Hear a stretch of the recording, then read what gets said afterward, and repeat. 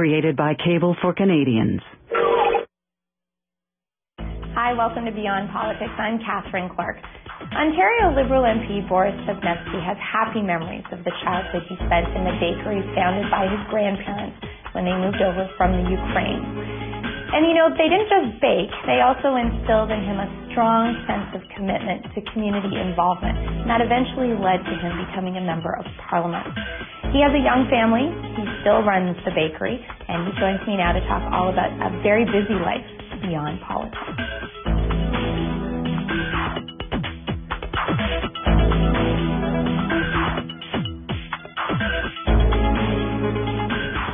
Borys Wrzesnewskyj, welcome to Beyond Politics. It's really great to have you here. It's a pleasure to be here. Now, you have a really interesting story for someone who loves food, because you grew up basically in a bakery, did you? Yes, that's absolutely correct. In fact, some of my fondest childhood memories are in the bakery. And, I almost had sort of a double childhood. During the week, I lived in Etobicoke in sort of the spanking new 60s suburbs of Toronto. And on weekends, I would spend the weekend with my grandmother. And I'd get to see what my dad did during the day. And it was still during that time my father was a baker. So typically on a Saturday night, I'd climb up the flour sacks and lie underneath the ceiling because it was nice and warm. And I'd listen to the mixing machine just going vroom, this methodical sound. And I'd watch my dad, and he'd typically be in a t-shirt and shorts, carrying the bags, and he seemed like such a big, powerful man. And you had the incandescent lights, not the sort of lighting you have these days. And you'd see this sort of yellow, warm glow, the sound, and I'd kind of fall asleep. No, I'm sure. Oh, absolutely, and the sweet buns, picking off all the sugar on the top of the sweet buns, and getting into the little boxes of raisins, for the egg twist, the halke, the challah, the egg twist bread. And so I knew exactly where those cases were, and I knew how to take the tape off to get into the boxes of raisins. Did you get in trouble for it? No. Good. No. Good. It wasn't like a regular kitchen where you got your No. Oh, my first. dad was great that way because of the hours he worked. That was sort of the time that we actually had time together. And another one of the reasons you waited for the weekends because you interacted.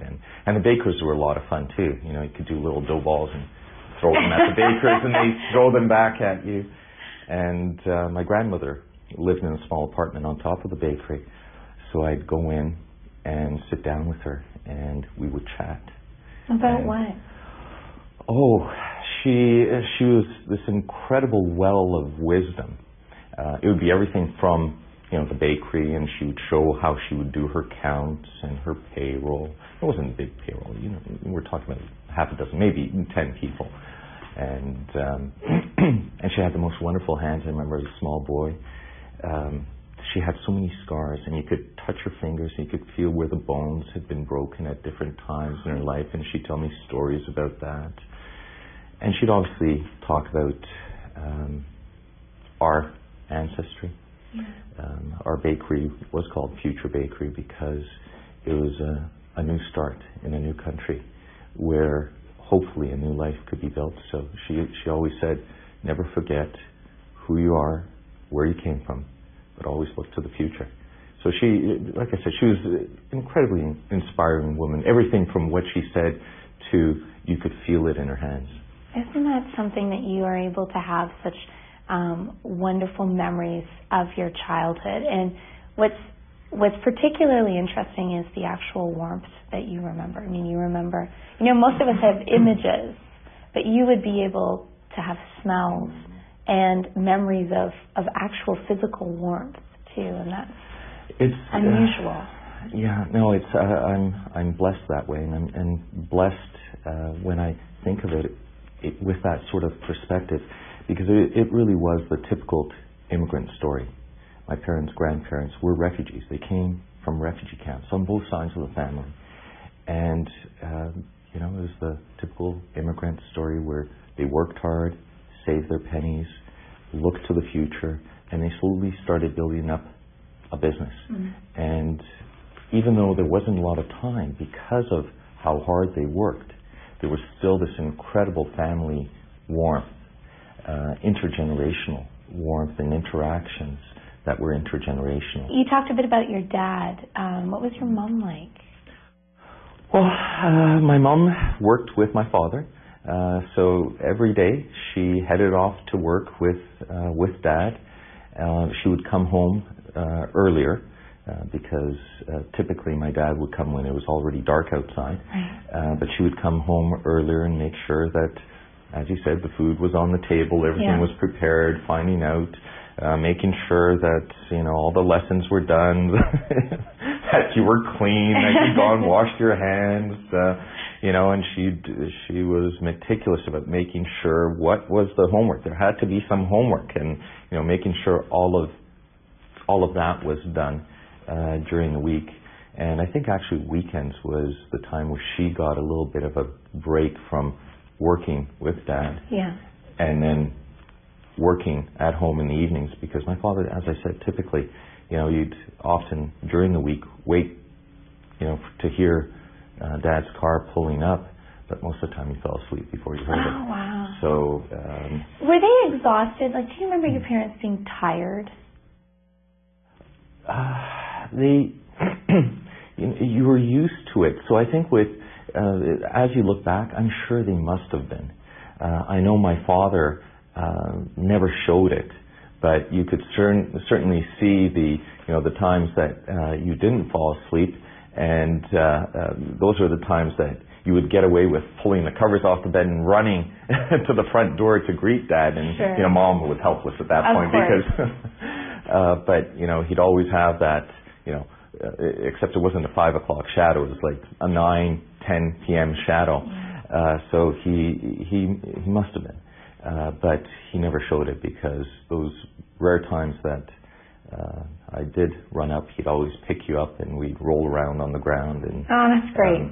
Something that I do with my kids these days. Yeah. Were you an only child? No, there was my sister and I. Okay. But there was a 7-year difference. So right. Older or younger? Older. Okay. Yeah. So you're 7 years older, or she's 7 years older? 7 years older. Okay. Yes. So you essentially had two mothers. Or did she not? No, I had two mothers. She didn't henpeck you? Well, in fact, we had what I called an aunt that stayed with us. She also, it's a pretty tragic personal story. She didn't have any of her own children. Her husband was in the underground, the Ukrainian underground. He was finally caught in '52, tortured, and it was almost like sort of this family shame, because he was broken after being tortured for a year. These days we understand how horrific that would have been. But she came to Canada, and she obviously none of her family ever had any contact. Her family were all sent to Siberia, and I remember her taking great care of us kids, but always she'd be looking out through the curtains, making sure that we were getting home from school. She was always worried, looking around outside. Was there somebody watching? Was there somebody? So she was wonderful that way, and she read stories. She took care of us. We in fact had two mothers, the both of us, my sister and I. But a 7-year difference. She'd take care of me at times, but it was more. I think there was this residual. You know, geez, I had this pretty good set of circumstances until this guy showed up. Yeah, absolutely. Yeah. Now you talked about we talked before the show about the fact that you were you took a commerce degree. Yes. Did you take it knowing that you were going to continue in the family tradition of running the bakery, or did you have other aspirations? What were your plans? No, I hadn't. I should have realized that it was almost inevitable. But no, it wasn't in my plans. I was going to continue with an MBA. I'd received letters of acceptance to several very good universities in the States and Switzerland, and those were the plans. But my grandmother passed away, and my father had moved on from being a baker and a small entrepreneur to building shopping plazas by that point. So he was preoccupied with his own businesses. He was building shopping malls and plazas, etc. And I knew that this bakery would probably disappear with her passing. So I approached my parents and said, well, why don't I take a break for 2 years from doing my MBA, and when I go in and run the bakery. And my poor mother, she was crying. She was going, you want to work by the ovens the rest of your life? You know, it's going to be a stone around your neck. And I said, no, Mom, it's an unpolished gem. You just don't realize it. And then I gave the marketing end of it. You know, it's you know, these are quality products. The general market isn't aware of it. We're eating this terrible white, spongy, cottony stuff that's not healthy for you. It has no taste, texture. You know, so I think there's a really big market out there. It's more than just this small ethnic niche market. It just needs to be developed. And it was almost in my blood because I guess I was about 11 or 12 when I first set up my Saturday stall on Queen Street out front of the bakery. I purchased bread from my grandmother. We did cut a deal, and then I put in a bit of a margin, and you know, and to make myself a little taller, I had a box. Well, you had to. Actually, it is pretty funny thinking about it. What happened if you had to get down from the box? If I sorry? What would happen if you had to get down from the box? Well, no. I had everything nicely arranged. Okay. Yeah, no, I had everything nicely arranged. No, we yeah, and I had a little tin that my grandmother gave me for change, for float, and I figured it all out, what my margins would be. And I remember at the end of that day, that Saturday, I'd made almost like $5. Oh wow! Listen. That's a lot of money when you're a little kid. Never mind the 10-cent chocolate bars. You could buy a lot of good stuff. Yeah. So it was in my blood. It was in my blood. And, well, the 2 years ended up being some 20 years until I started this new life. Now, let's talk about the new life, obviously. I mean, but what I'm interested in is that you had so many other options. You could have continued to be a very successful business person. And in fact, I understand, and maybe I'm wrong, that for a while you were doing both. I mean, you were trying to balance both worlds, and may still be doing so. But why, when you had these other options, other career paths you could have chosen, other work you could have done, did you choose to run for office? It comes back to values and your family's values and community values. My grandmother, once again, what an incredible example she was. There was a small Baptist church across the alley from the bakery, and this was a pretty poor immigrant neighborhood. And I remember those ladies coming in and asking if we could help somehow after Sunday to provide a meal, because some of the kids, she would always give whatever they needed. You'd see these little kids sometimes coming in, and you could tell their circumstances weren't easy. And my dad would always, I mentioned the sweet buns, my dad would always be handing them out to the local kids.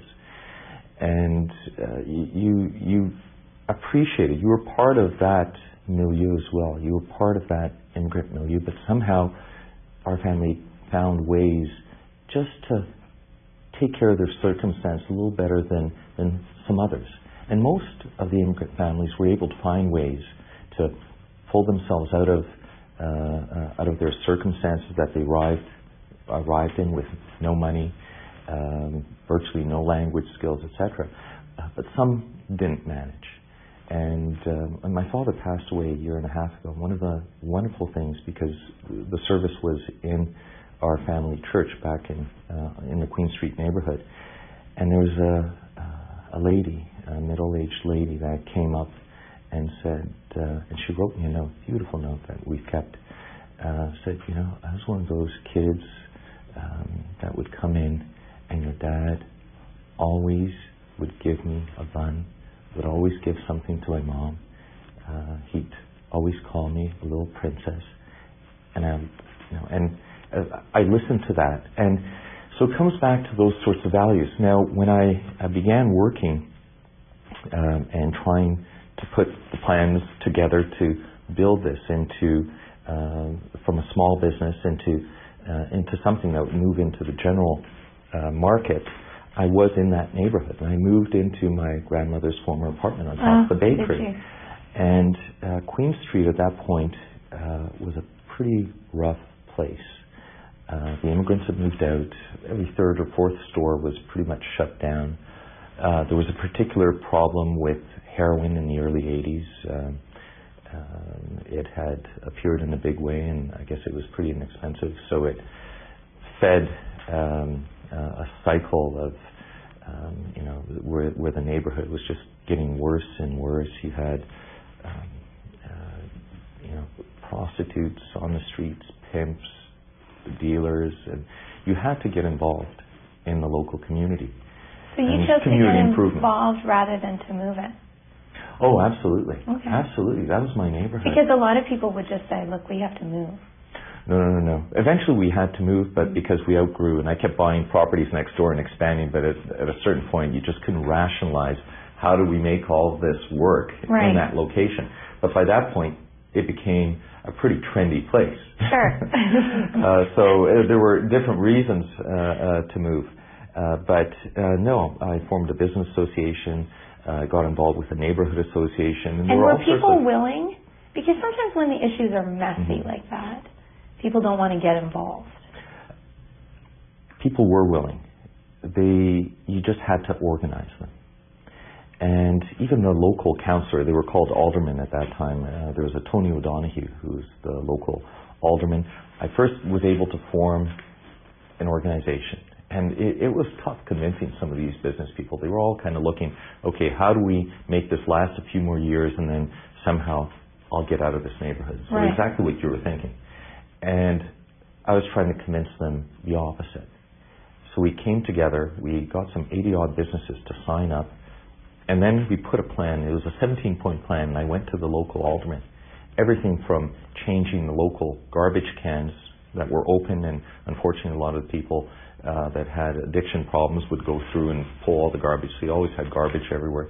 Lights in the back alleys, because unfortunately that was where a lot of people would go to shoot up, or some of the Johns would take the women. So you got lighting through the back alleys. And then I got involved with all sorts of startup community organizations, because people would come to you. They would see you're actually making a success of something, and my goodness, that is your neighborhood. Right. So it was just a natural next step then to take it to the official level where you would actually run for office. It just seemed like a natural progression. Once again, it almost seemed inevitable, although I resisted for the longest time. I was one of those people a little cynical about politicians and parties, and there are a few of them here and there. Listen, it took a while. In fact, Jack Layton tried to recruit me. He was a city councillor. He tried to recruit me, I guess, in the late 80s, would have been, or may have been the mid 80s, because of a lot of the grassroots organizations that I was working with in that neighborhood. There were a lot of rank and file NDP members, so I guess I caught their attention. But the conversation, it was a good conversation, but a lot of sort of theoretical, ideological stuff that didn't work with me. And then more practical. Well, sure, of course, practicality and practicality, but also with idealism. I don't like ideology. And Tony Clement approached me, but because I was winning business awards, I'd built up the bakery. I'd had this new concept of bakery cafes, and I was opening those up in retail stores, and my wholesale was expanding. beyond that little neighbourhood throughout Toronto and the Golden Horseshoe. So I guess that caught Tony Clement's attention, and he wasn't elected then, but he was working on this new idea of a common sense revolution. So he came to meet me at one of my cafes, and we sat down to have a coffee, and I listened, and everything was about tax cuts. And finally, I remember at one point I said to him, society isn't an income statement or a balance sheet. It's a social construct. And of course, every structure needs to live within their means, whether it's a family or a government. But we're communities, we're a society. And I saw sort of this blank, certainly going, once again, ideology. And so you were basically beating off political suitors with sticks at a certain point. It wasn't my thing. Yeah. It really wasn't. Yeah. But I have to qualify it, actually, because I did encounter someone else who was a local politician a little further west in Parkdale, Hyde Park. And I was doing a bit of work in Parkdale, especially with outpatients from Queen Street Mental Health Centre. And I remember, I can't remember how we first met, but I remember he asked me to join him for a walk along Roncisville. And he was he wasn't a well-known, he was just kind of a backbench MP. And, we hear a lot of criticism in politics today, but that stroll along Roncisville, I also saw the nobility of public service through elected office. As we walked up, he'd go into the stores, the respectful interaction between him and the store owners. They knew him. They liked each other, but there was a respect. And he'd ask them, how are things? And literally, I remember him stopping because there was a little old granny that stopped and wanted to talk to him and tell him all her problems. And he listened, and he listened, and he noted it down. And, and I watched over and over as we walked up the street. And I went, there is something to be said about elected public office. So sort of that, I guess I was probably still in my 20s at that point, but I realized what I didn't like was the ideological aspect of some of the party politics. Mm-hmm. And you'd said, the practicality. Canadians are very practical, and the party that Mr. Felix actually represented was the Liberal Party, party of the centre, party of, practicality. Sometimes a little people try to define it in terms of right or left, but it's a party of practicality. But I saw an individual who was an idealist, not an ideologue. And there's an important difference there between idealism and running for public office because of that idealism and not because you're driven by ideologies. Tell me how your wife likes your political career. Because she's not originally, she was not born in Canada. No. You met her in the Ukraine. No, I met her here. Oh, you did? I met her here. Okay. No, she was already a Canadian citizen. No, I met her here. She came as a student, and she graduated from York University. And I met her at a banquet, actually. It was a banquet for former Prime Minister of Ukraine, Yulia Tymoshenko. And I wasn't at the banquet, but I had a meeting with Yulia Tymoshenko at the Royal York Hotel in a room, and I didn't have enough time to change. I was just kind of jeans and stuff, so I really didn't want to come near the banquet in case people saw everyone was in their finest, and in case they saw the way I was dressed. And sure enough, this lady spotted me and called me over. So I walked over, and I noticed this wonderful woman standing next to her, and I was introduced, and I said, I really can't talk, I can't chat because I've got a meeting with Ms. Tymoshenko upstairs.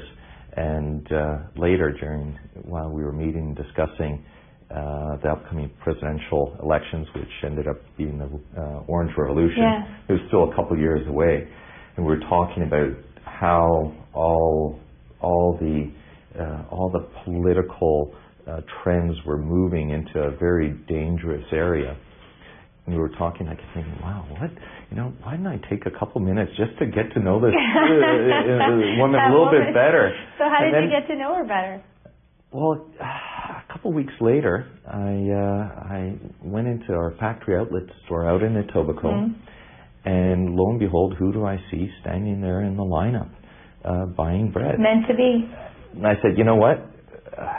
Fate's knocking. Yeah. So don't blow it a second time. And I was very fortunate, very fortunate. And you have 2 little kids now, little yes, kids. Little. My son's 9 months, and my daughter's 2 years and 2 months. And how are you both managing to balance parenthood and a job that takes you away a lot? My wife is so incredibly understanding and patient, but she also understands the dedication to public service. But I have to tell you, it really is an incredible struggle. You try to manage as best as you can, but there is only one of you. So she's taking on huge responsibilities without me being there often, and it's rough. I can tell you, Sunday night I was leaving, and my daughter's at the window, kind of waving by, and you start driving to Ottawa, and you kind of go, I want to turn around and go back. It's very difficult. Is it still worth doing? It is. It is, because you have an opportunity unlike any other. You can help people individually. You can reach out with a helping hand, a friend or a neighbor, or what we talked about earlier, how you can help create organizations that touch the lives of hundreds, sometimes thousands, in a positive way. Through elected office and through the apparatus of government, you can impact on the lives of millions. And it doesn't have to be on the front pages. Most of the time it's not. But you can have a positive impact on millions of people's lives. And what an incredibly fortunate set of circumstances, what a blessing to have that opportunity. And potentially, if you're adept enough at using that, this huge apparatus, that machinery of government, you can steer the future course of history in different directions. And it's an incredible responsibility as well, because sometimes, the future course of our country can be steered in very different directions. And our country has some incredible legacies. Your father is part of that as well. So you must relate to some of this, because Canada has done so much for the whole planet. We're blessed. We're the most fortunate people on the planet. We live in the best country on the planet. But when you've had that good fortune, you should also make a difference. And that's a good place to end, because we are out of time, but that's a good sentiment to end on. And I do appreciate you taking the time to be here today. It's been a real pleasure to chat with you. Thank you. It was my pleasure. Good luck. Thanks.